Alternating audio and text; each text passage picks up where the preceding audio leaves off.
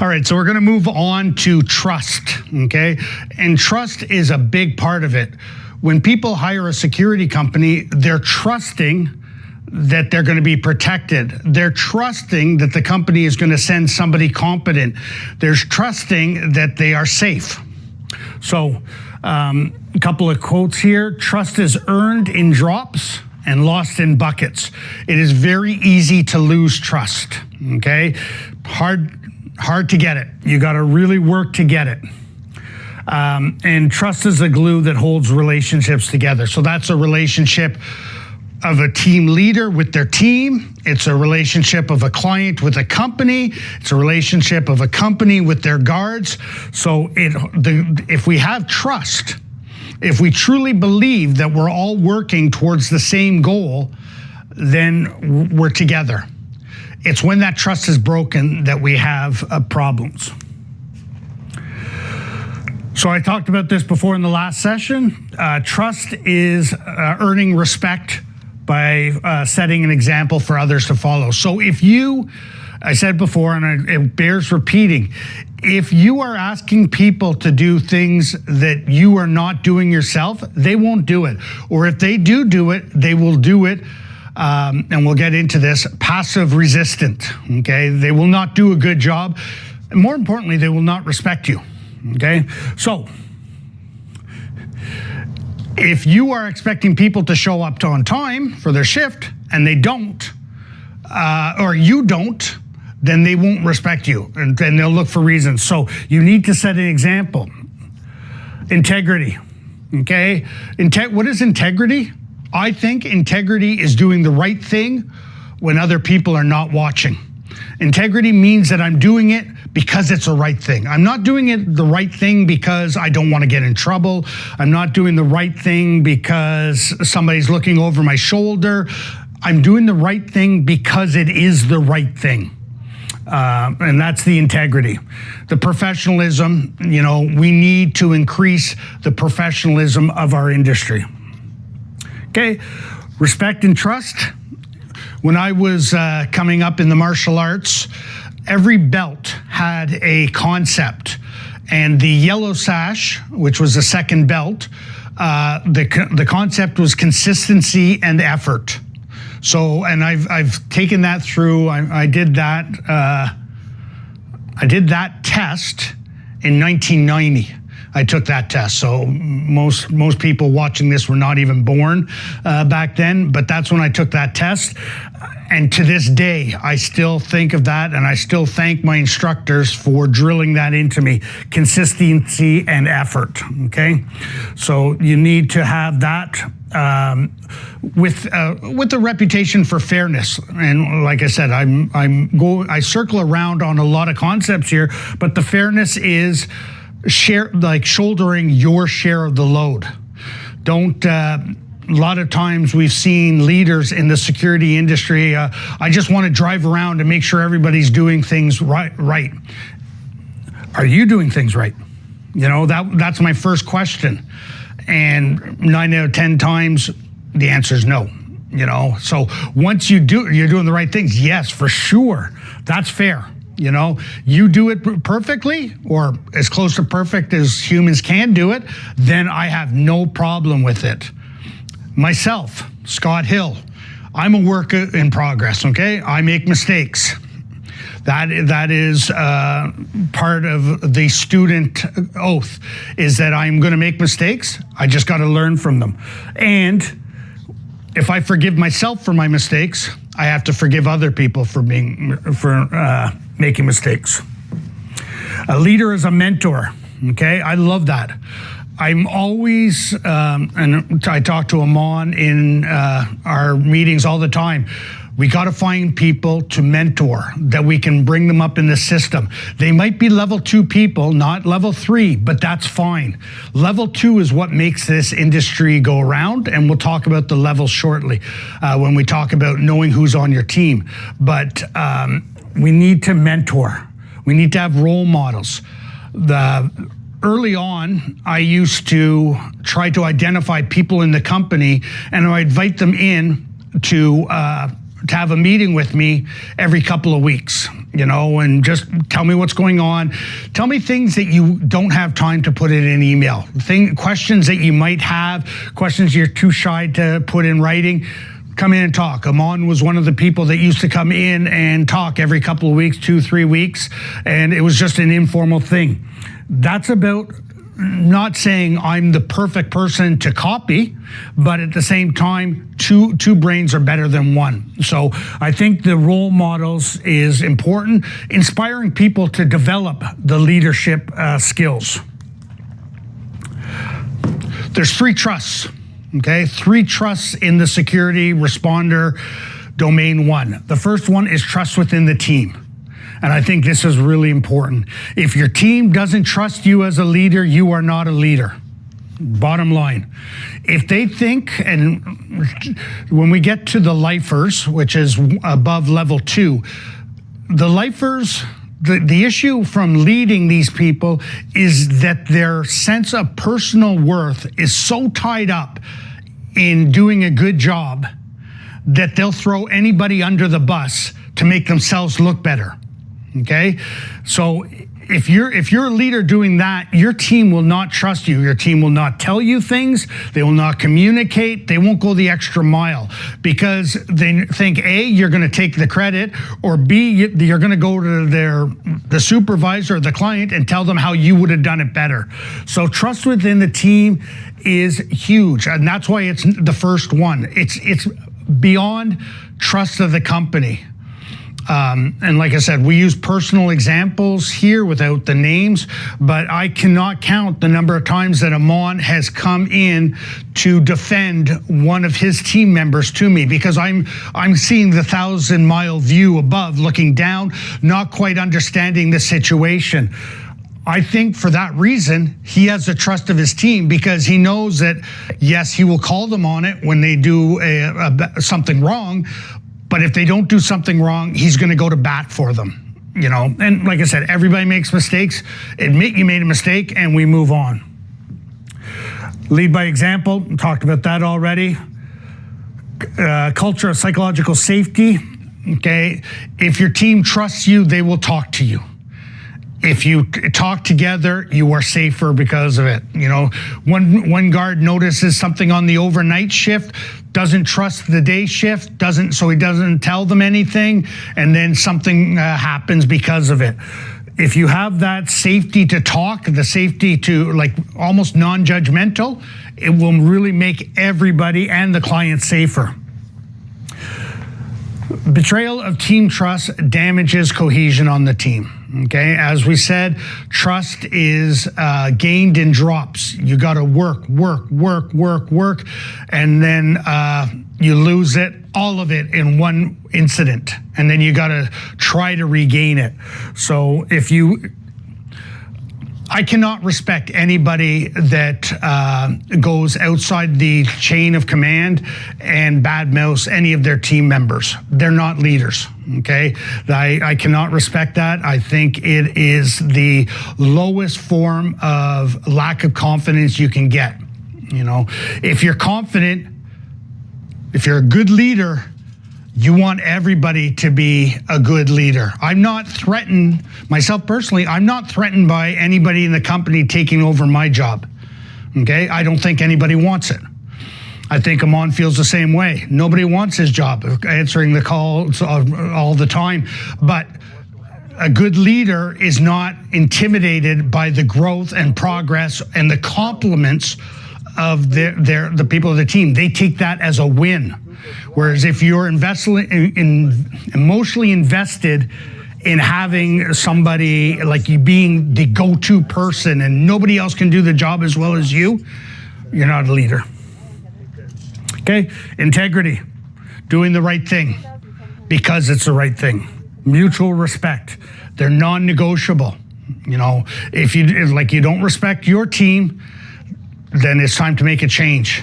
If your team members don't respect you, one of you should change. Either they should move to a different location where they have a team leader they can respect, or they should you should move them maybe out of the company. Okay, once, if you don't have that mutual respect and integrity, it's going to affect every aspect of the job. Trust of the client, okay, and this is important.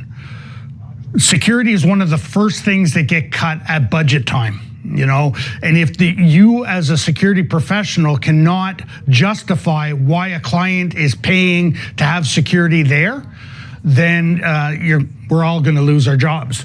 So we need to have the trust of the client, that they know we're going to maintain the safety, we're going to enforce the policies, and we're going to respond effectively, not over aggressively, not pretend we didn't see it, effectively. If we're going to build trust with our clients, we need to have professionalism all times, okay? Rumor, whispering behind people's back, not professional. The client will love it for the time being because you're giving that client ammunition to against the company. So they'll love it. You're working for the client at that point. Clear and timely communication. Like I talked about the near misses. Let's make sure that we are tracking the things that we do right. So we're communicating that to the client so that they're able to say, oh, you know what? Let's take two scenarios. A week goes by, we just do our shift reports. Client comes up to budget time. I didn't hear anything from the security company, so do we really need them? You know, scenario B, they get this weekly report with all the near misses, the incidents, the trespassers removed, everything like that. They got a full summary of it in a very short, succinct manner, one email. They're like, oh my God, look what these people are doing for us. Like, I mean, we need to keep them. Let's go and see, maybe we need to enhance the security. So that communication serves everybody. It serves the client, it serves the company, and it serves yourself. Why? Because it helps people feel like professionals. If they're communicating and getting recognized for the good job that they're doing, it makes a big difference. Consistency in service delivery. One of the hardest things as a team leader to do. You might have a superstar on your team, and then the weekend person comes in and not wearing a uniform, not doing this, not doing that, not doing their job. So what happens there? We default to the lowest level of service. What do you think? Do you think the client remembers the person that does their job right? Or does the client remember the person that's fooling around on the job? They're going to remember the person fooling around, and they're going to paint the whole company, maybe the whole security industry with that brush. So we have to be consistent. Proactive problem solving, I talked about that with the engage and contain. We don't wait for something to happen, we try and stop it from happening. Security team that earns a client's trust, strengthens long-term relationships, and it enhances the business reputation. We've had it many times where people have come to us and said, so-and-so was asking for security. We recommended you because we told them, oh yeah, you need real security. You know, so that's the business reputation. If you need real security, call a security responder. Trust of the company. So does the company trust you when you're in the field? Okay, and we talk about this in leadership, trust but verify, but at the same time, 9 out of 10 times do I go to bed knowing that the job is going to be done properly that night.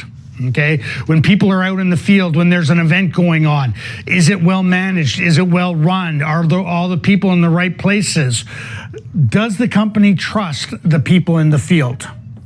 So the people in the field, what do? They represent the company's values, their commitment to excellence, or they represent the company's apathy, or the fact that they do not care as long as they can bill out.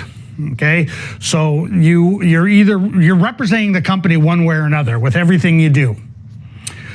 Okay, where does the company start trusting you? When they see that you're adhering to all the protocols, that you show good integrity in all things. Like, it would be impossible to check everything you do on a shift, but if you do get spot checked, is there proper integrity in everything? Accountability.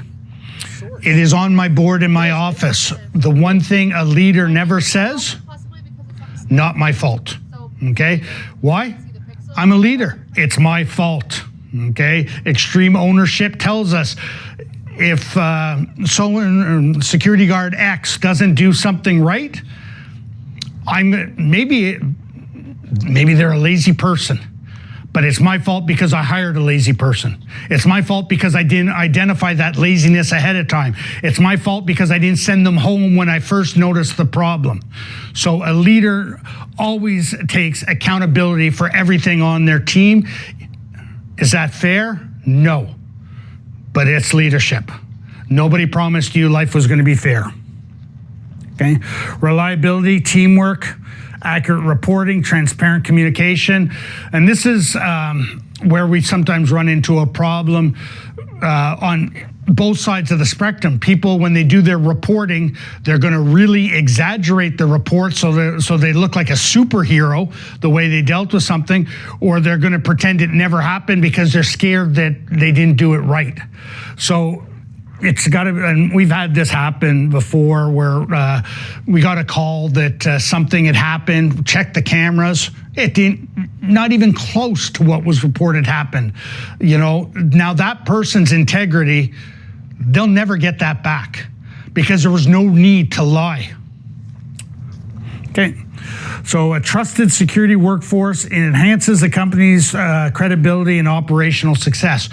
And I would say, like, for us, we send out our code of ethics with the employee form. Our code of ethics is on the wall right above the front desk when you walk in.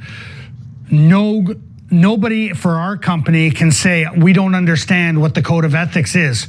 If they don't understand, it's because they haven't read it, okay? Now, throwing a little circle here, whose fault is it that they didn't read it? Guess what? It's mine. Why? I'm the leader. I have to take accountability. I do make them sign it. But can I be sure that they read it before they signed it? No. So I'd say probably 50% didn't. But at the end of the day, I'm going to do as much as I can, and it will always be my fault if they didn't do it properly. Building trust across all levels. It's an ongoing process. Remember I was talking about the yellow sash concept? Consistency and effort. You got to do the right things often. Okay? Empathy, dedication. If you think to yourself, you know, and this is when we get into the people on your team, I am just doing security until something better comes along, I am okay with that. Okay? As long as you're doing it right until something better comes along. In our company, we've had people leave all the time. For the most part, I'm okay with them leaving as long as they acted with integrity. If they didn't act with integrity, they're dead to me. Okay, I never want to talk to them again.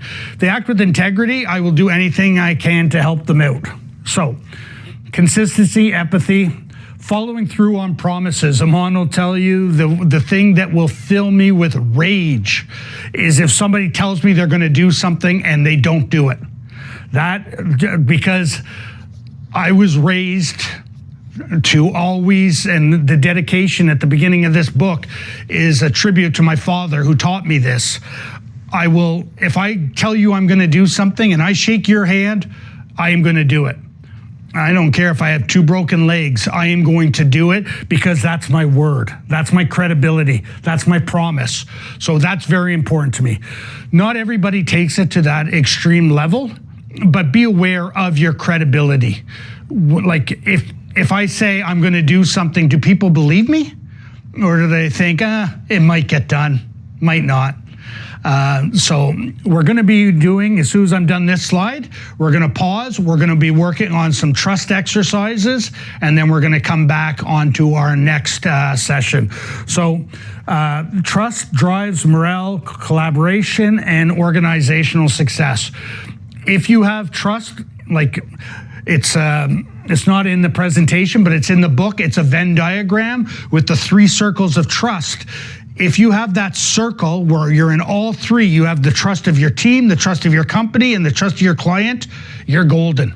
Okay, that is what drives the company forward, and that makes you a security responder.